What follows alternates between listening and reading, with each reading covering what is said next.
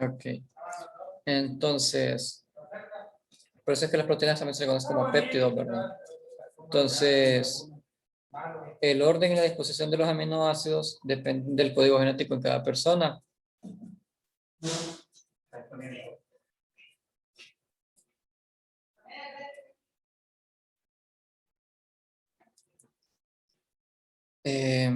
Bueno, todas las proteínas están compuestas por carbono, hidrógeno, oxígeno y nitrógeno, ¿verdad? Esto del código genético que les menciono, pues es bastante, bueno, para mí, al menos a mí me parece súper interesante, ¿verdad? La verdad, pues que lo que es el código genético es el que determina, ¿verdad? Las proteínas que se van a elaborar. Entonces, en bioquímica industrial creo que lo van a ver un poquito más a profundidad, ¿verdad? Pero sí, la verdad es que el cuerpo humano es toda una maquinita, ¿verdad? Es una máquina compleja. Cada célula es una máquina súper compleja, ¿verdad? Y pues pareciera que fuera incluso una máquina muy inteligente, por así decirlo, ¿verdad?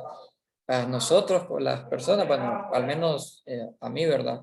Como estudiante en su momento me costó entender, ¿verdad? Cómo funcionaba esto, ¿verdad? De la elaboración de proteínas dentro de la célula. Y la verdad que es algo que las mismas células, ¿verdad? Elaboran todos los días, están ahí, ¿verdad? Haciendo, cumpliendo con esas funciones, ¿verdad? Bueno, casi sin equivocarse, ¿verdad? Casi de manera perfecta. Pero no les explico eso, pues, porque no es del tema de hoy, ¿verdad? Pero bueno.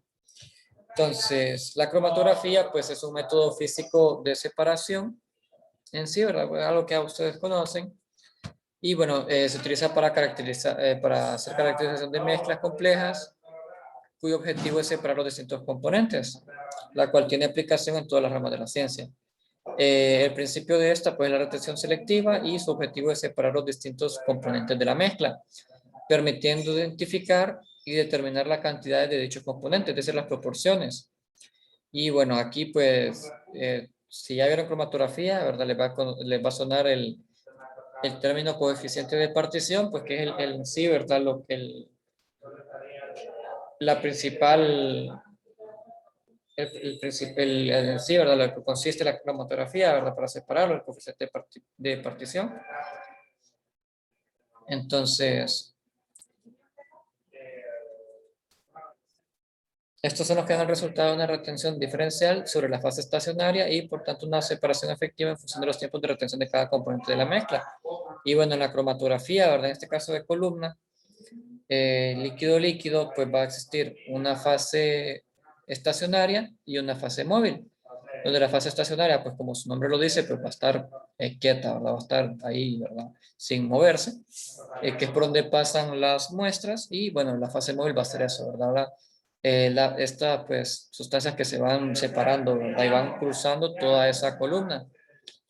Y bueno, la cromatografía puede cumplir dos funciones básicas que se excluyen mutuamente. Es decir, o se cumple una o se cumple la otra, pero no se pueden cumplir las dos al mismo tiempo.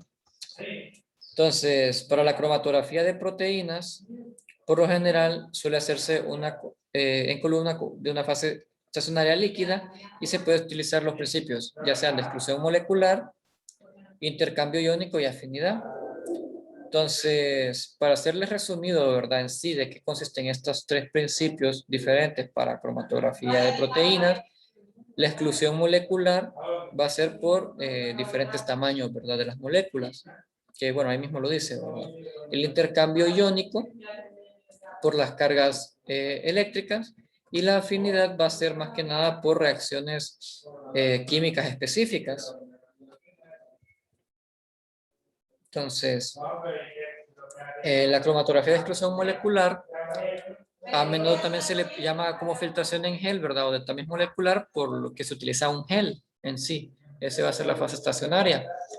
Y es una de las técnicas más sencillas de las empleadas en la separación de proteínas y ácidos nucleicos, y a su manera la más sencilla, ¿verdad? También de entender, o sea, la que es menos compleja.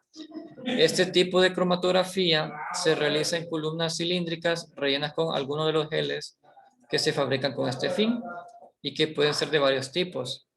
Dextranos con enlaces cruzados, como el Cefadex, agarosa, que se le conoce como biogel A, poliacrilamida, biogel B, y bueno, así hay varios, ¿verdad? Que tienen ciertos nombres comerciales que se utilizan específicamente para esto, ¿verdad? Que ya se elaboran con este fin, ¿verdad? Es que en los laboratorios se utiliza en cromatografía de exclusión molecular y separar proteínas, ¿verdad?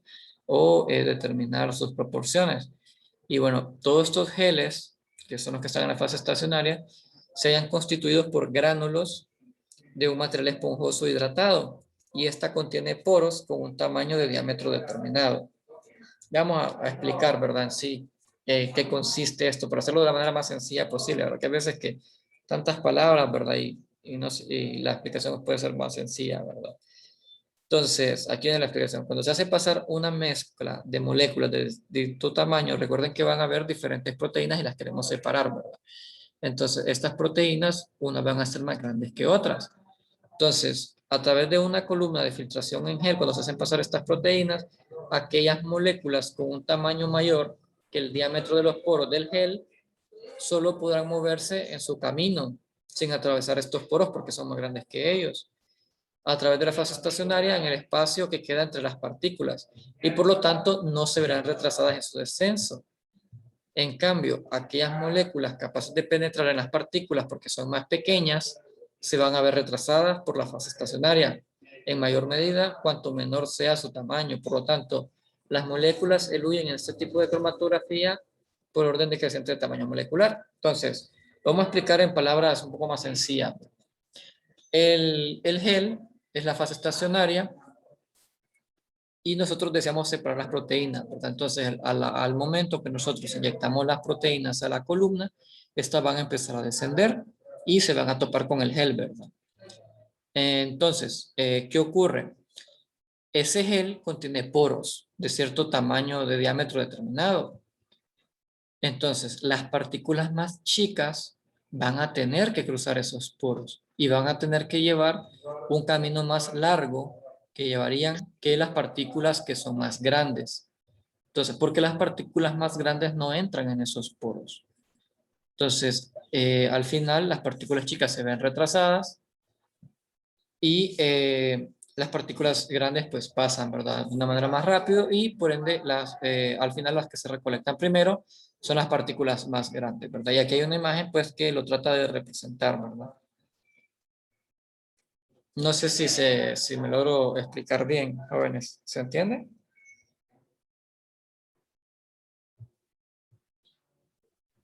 Sí. Sí se entiende. Ok. Cualquier duda, chicos, ya saben, ¿verdad? Me pueden interrumpir y me pueden preguntar, ¿verdad? Entonces, igual, yo les voy a compartir otro documento, aparte de esto, bueno, esto ya lo compartí. Tengo otro documento que está un poquito más explicadito, ¿verdad? Ahí, sobre esto de la cromatografía, ¿verdad? Todo lo que no es no es de mi autoría, ¿verdad? Entonces, pero igual se lo voy a compartir porque está mucho más completo, ¿verdad? Tienen muchas más imágenes que son mucho más didácticas, ¿verdad?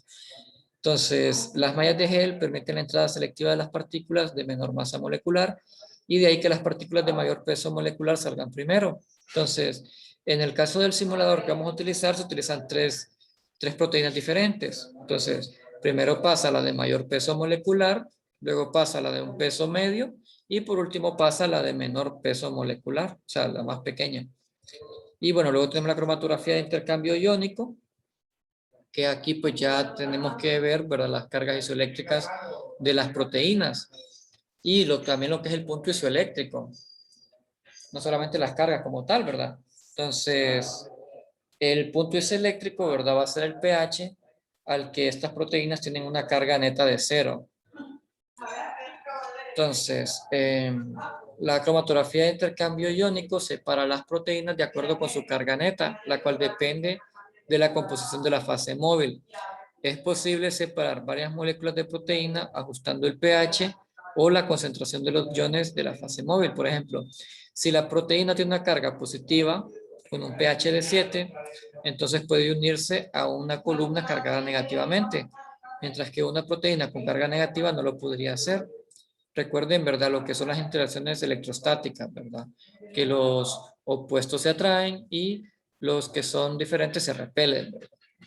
Entonces, también, bueno, también podría eliminarse cambiando el pH para que la carga neta de la proteína fuera negativa, ¿verdad? En este caso, la cromatografía de intercambio iónico, en la fase estacionaria se suele poner soluciones buffer para tener pH determinados que ayuden, ¿verdad? A llevar a cabo lo que es la cromatografía, ya que se juega bastante con el punto isoeléctrico de las proteínas.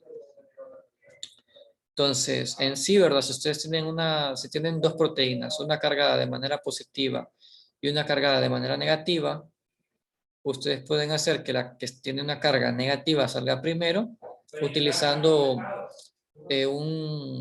una fase estacionaria que tenga una carga positiva, negativa. De esa manera, la carga negativa sale primero y la positiva que se va a ver atraído hacia la fase estacionaria se va a ver retenido, ¿verdad? Y va a salir de manera más lenta. Entonces, la ilusión por el cambio de la ilusión, el huir sería, ¿verdad? Para los que no recuerdan, el huir sería la acción, ¿verdad? De la fase móvil de descender por la columna a través de la fase estacionaria. Entonces, la ilusión por el cambio de fuerza iónica en la fase móvil tiene un efecto más sutil. Funciona como si los iones de la fase móvil interactuaran con los iones inmovilizados, en preferencia sobre estos en la fase estacionaria. Estos escudan, ¿verdad? Entre comillas, la fase estacionaria de la proteína y viceversa, y permite que la proteína pueda eludir al no estar unida a la fase estacionaria. No sé si me logro dar a entender, jóvenes. Vamos a ver, lo voy a explicar con palabras más sencillas, ¿verdad? Bueno, aquí está, ¿verdad? Está una imagen que nos va a ayudar. Entonces, si la proteína tenemos proteínas con diferentes cargas. Entonces, la que tenga una carga, digamos, en este caso tenemos la matriz o la fase estacionaria, la de roja, la color rojo, ¿verdad? Que es, si se fijan, está cargada de manera negativa. Entonces, quiere decir que la proteína que tenga una carga menor va a ser la que lo huya de último. A ver, no, perdón, va a ser la que lo huya primero, ¿verdad? Porque se va a ver repelido a la fase estacionaria. Mientras que la que tenga una carga mayor, una carga más positiva, es la que va a descender de último, porque se va a ver atraído, ¿verdad? Hacia la fase estacionaria. Entonces, y la va a retener, ¿verdad? Va a hacer que vaya de último. No sé si así se logra entender mejor. Sí, Ok, perfecto. Y como les digo, ¿verdad? Cualquier duda, chicos, interrúmpanme, ¿verdad? Se vale tener dudas. Entonces, luego tenemos la cromatografía de afinidad, que es la que les mencionaba, ¿verdad? Que son reacciones, en teoría, en palabras sencillas, ¿verdad? Son reacciones específicas, ¿verdad? Entonces, esta es la más compleja por el hecho, y más complicadita, ¿verdad? Por el hecho de que tendrían que conocer muy bien el sustrato, tendrían que conocer muy bien cuál va a ser su fase móvil, cuál va a ser su fase estacionaria, y cuáles van a ser las reacciones, ¿verdad? Entre estos. Entonces, esto está basado en la interacción específica y reversible entre la proteína y un ligando específico unido a la matriz cromatográfica. Entonces, estos ligandos podrían ser un anticuerpo, un ion metálico, sustrato análogo, cofactor, coenzima inhibidor, y bueno, se va a basar en la afinidad específica de la proteína con el ligando en particular, ya sea una mezcla enzima-sustrato, enzima-cofactor o coenzima-enzima inhibidor, hormona receptor, anticuerpo antígeno, ¿verdad? Entonces, como les digo, pues aquí pues se hace un poquito más complicado. Entonces, y bueno, los ligandos presentan las siguientes características. Unión covalente estable con la matriz y alta capacidad para unir las proteínas de interés. Y bueno, aquí estaría un ejemplo, ¿verdad? De una proteína unida a un anticuerpo, ¿verdad?